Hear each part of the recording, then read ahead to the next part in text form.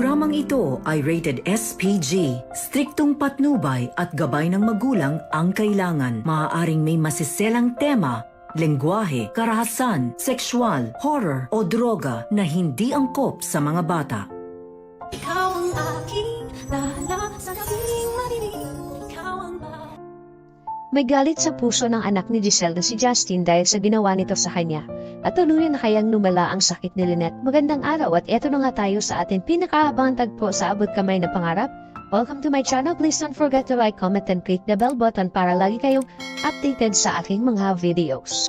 Samantala, nagtalo ang magkapatid na Robert at Giselle dahil sa laging pinagbibintangan ito ni Giselle, si Zoe na ikinagalit ni Robert. Ipinagtaka naman ito ni Giselle dahil magkasama pa lang sila na naghahanap ng sapatos kanina, tapos ngayon ay nagagalit ito sa kanya. Biglang tumayo si Robert at sinabi sa ate niya na, "Hindi mo ba nakita si Zoe? Naaapektuhan na siya. Winiwis na nga niya na mamatay na lang siya. Hindi ka ba naaawa kay Zoe?" Nagsorry naman si Giselle kay Obeng pero hindi maialis kay Giselle na malakas ang kutob na may kinalaman si Zoe sa nangyari sa papa nila. Sigurado ko na hindi mo mararamdaman yon dahil kasi nabubulag ka sa mga drama niya sa'yo. Pero ako hindi. Sabi ni Robert na alam kong nagigiliti ka dahil wala tayong nagawa para iligtas ang papa. Pero huwag mo namang gawing panakitputa si Zoe para mabawasan ang gilit mo na nararamdaman mo. At kung sakaling may mangyari kay Zoe, hindi ko mapapatawad ang sarili ko. Sa galit ni Robert ay nabanggit nito na kung sakaling buhay ang anak niya at gawin din niya ang ginawa niya kay Zoe, ano kaya ang mararamdaman mo? Magsisorry pa sana si Giselle kay Obeng pero pinakiusapan na siya ni Robert na wag na muna silang mag-usap. Kaya walang nagawa si Giselle kundi umalis na lang nang wala sa sarili niya. Samantala, kausap ni Lynette si Doc Katie dahil hindi na maganda ang nangyayari sa kanya at kailangan niya nang magpatingin kay Doc Evangelista para matulungan kanya. Tumanggi si Lynette magpatingin dahil sabi niya hindi na kailangan at okay na siya, tsaka nakakahiya. Bigla naman dumating si Chang Susan at agad nitong tinanong si Lynette kung anong nangyari sa kanya dahil nabalitaan niya na nakipag-away daw si Lynette. Sinabi ni Katie kay Chang Susan na si Lynette ay may sintomas ng PTSD, hypervigilant at may anxiety due to anticipation of judgment or misunderstanding. Ipinag-alala naman ni Chang Susan ang sinabi ni Doc Katie kaya tinanong niya si Lynette kung nakausap niya na si Annalyn at kung may alam na siya tungkol dito. Tatawagan sana ni Chang Susan si Annalyn pero pinigilan siya ni Lynette na wag nang sabihin at hayaan na lang siya sa lolo niya. "Andito ka naman, ang gusto ko lang naman yung may makasama ako." Pumayag naman si Chang Susan na samahan si Lynette. Gustuhin man din ni Katie na samahan niya si Lynette pero hindi pwede dahil may mga schedule pa siya sa gabi. Sabi naman ni Chang Susan na siya na ang bahala kay Lynette at sasamahan niya ito sa bahay niya. Pero ayaw ni Lynette na umuwi dahil natatakot pa din siya na baka balikan siya ng mga taong nanloob sa kanila. Dahil sa trauma ay nagiging matatakotin si Lynette. Kaya pinakiusapan niya si Chang Susan na dumito na lang muna sila sa East Ridge. Pumayag naman si Chang Susan. Habang nagkatinginan naman sila ni Katie at si Chang Susan dahil pareha silang nag-aalala para kay Lynette.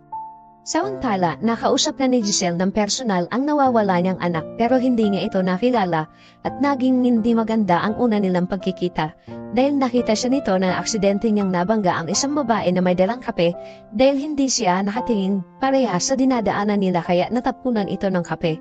Humingi naman ng paumanhin si Giselle sa babae at sinabihan niya na ibibili na lang siya nito ng bago. Habang sa di kalayuan ay nakatingin sa kanila si Justin at pinanonood niya lang ang nangyayari. Nilapitan niya si Giselle at sinabihan niya na alam mo kung mainit na kape yung hawak niya tapos tumapon sa kanya, she could suffer third-degree burns. In the US, pwede kang makulong ang magbayad ka ng milyon-milyon para lang sa damages. At sabay tinalikuran ni Justin si Giselle. Naiwan si Giselle nagtataka kung sino ang babaeng kumausap sa kanya. Napaisip na lang siya. At bigla naman dumating ang janitor at sinabihan ni Giselle na pakiminutes na lang po. Habang nakatingin si Giselle sa babae, habang papalayo ito. Samantala, nag-alala naman si Moira kay Zoe dahil hindi pa ito tumatawag sa kanya at naisipan niya na pumunta sa Apex para dalhan ito ng pagkain. Sa Apex, dara-diretsong pumasok si Moira sa loob ng hospital pero sinita siya ng gwardya at sinabi na bawal po kayo dito ma'am. Pero nagpumilit si Moira kaya hinabol siya ng gwardya. Sabi ni Moira na dadalhan niya lang ng pagkain ang anak niya. Habang pinipigilan ng gwardya si Moira ay nakita sila ni Giselle kaya nilapitan niya ito. Sabi ni Giselle, "Anong ginagawa mo dito Moira? May binabala ka na naman bang hindi maganda? Baka nakakalimutan mo na ban ka dito sa hospital at bawal ka nang pumasok dito." Sabi ni Moira na dadalhan ko lang ng pagkain si Zoe. Hindi ba pwedeng ibigay ko na lang ang pagkain sa kanya?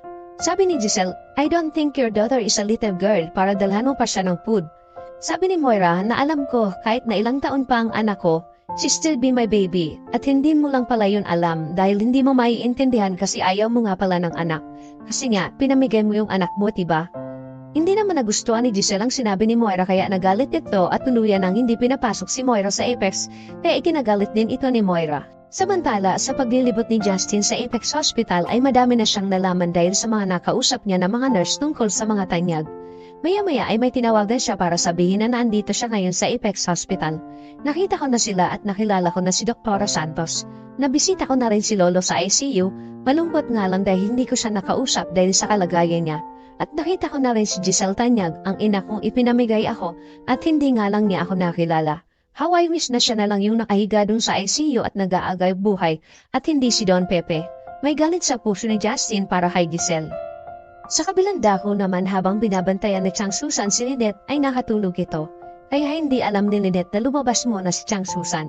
Nagising si Lynette na wala siyang kasama kaya ikinatakot na naman niya ito dahil nararamdaman niya na may dahan-dahang nagbubukas ng pintuan. Takot na takot si Lynette at hindi niya mapigilan ang takot niya na nararamdaman dahil sa sinapit niyang trauma. Kaya napasagaw ito sa takot nang makita niya si Chang Susan lang pala. Humingi ng pasensya si Chang Susan kay Lynette kung ikinatakot niya yung pagdahan-dahan niyang pagpasok dahil ayaw sana niya itong magising dahil alam niya na natutulog si Lynette. Kaya ipinag-alala na din ni Chang Susan ang sobrang matatakotin ni Lynette at kailangan ng malaman ito ni Annalyn. Habang si Giselle naman ay bumisita din sa kanyang papa at ipinagdadasal na sana ay gumising na ito dahil hindi na nila alam kung paano nila malalaman ang totoong nangyari sa papa niya. Nagkakatampuhan na din sila ni Ubeng dahil kay Zoe na pilit ipinagtatanggol ni Ubeng na walang kinalaman si Zoe sa nangyari sa kanilang papa. Pero iba si Giselle, malakas ang kutob niya na may kinalaman si Zoe. Kaya sabi ni Giselle sa kanyang papa na tunungan mo ako papa, malaman namin kung sino ang gumawa nito sa'yo. At napaiyak na lang itong si Giselle. Samantala, sinunod naman ni Annalyn ang ipinayo ni Doc Rindo na puntahan ang Lolo Pepe niya sa ICU at kausapin ito. Baka sakaling makakuha siya ng response mula sa lolo niya dahil minsan ay nakakatulong din ito kapag kinakausap nila ang mga pasyente. Pero bigo si Annalyn na makitaan ng sinyales ang lolo niya sa mga response kahit nakausapin niya ito. Kaya paglabas niya sa ICU ay agad naman siyang sinalubong ni Doc Rindon at tinanong niya si Annalyn kung kamusta. Pero biglang umiyak si Annalyn at napayakap siya kay Doc Rindon dahil wala siyang nakuwang response mula sa Lolo Pepe niya na ikinalungkot naman ni Doc Rindon. Paano malalaman ni Giselle na si Justin ang nawawala niyang anak? Ano ang gagawin ni Annalyn kapag nalaman niyang may sakit ang nanay Lynette niya na PTSD? Yan ang ating pakaabangan dito lang sa Abot Kamay na Pangarap. Huwag bibitiw at huwag kalimutan mag-subscribe. Maraming salamat po and God bless.